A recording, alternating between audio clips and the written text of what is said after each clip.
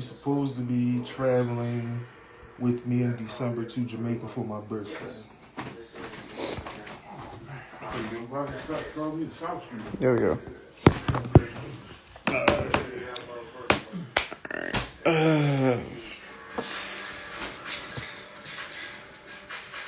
don't like people. So I don't like people because they drunk. All right. You want to keep me off the camera? I'm fine with that too. Yeah, that's how I'm just gonna do it on live. Ask you the questions. I can do that. All right.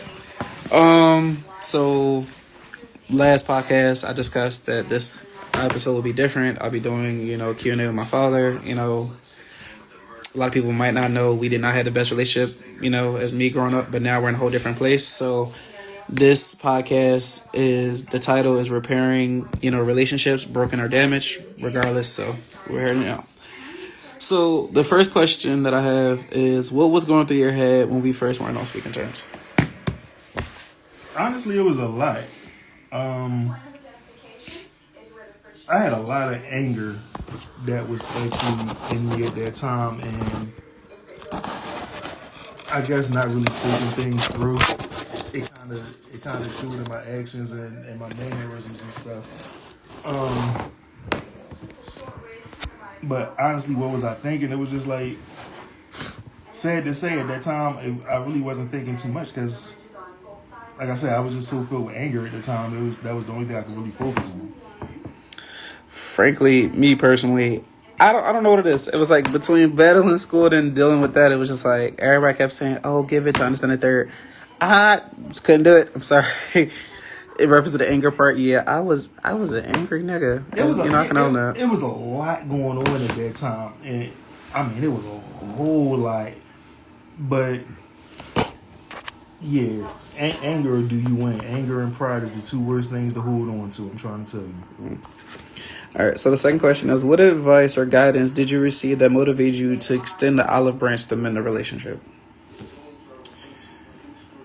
I was reminded about my own father, who I haven't seen since I was 6 years old. And I always said that if I ever had kids, the one thing I didn't want to do was to be like him. And as it turns out, I ended up pretty much doing the same thing that he did. And the woman that I was with at the time kind of reminded me that life is too short to hold on to stupid stuff, especially when it comes down to you having kids, because if something would have happened to either you or me during that time, would I have been okay at that moment with the way that things ended? And after I thought about it, it was just like, that's when the light bulb went off. That, you know what, yeah, everything just seemed so small at that point that it was time to just go ahead and bury it. I had 3 people that kind of gave me advice. For obviously, first 2 was my grandparents. They said regardless of what we were going through, I still had to respect you. I still always give you that regardless. And then I met this friend. Actually, it's funny. We met through a group chat. When we first met, we ended up butting heads because I think what people fail to realize is that it's not, first impressions are everything. So Right. They came off really explosive when I first met them. So I'm like, I'm not gonna like none of these people. Ended up being one of them. I got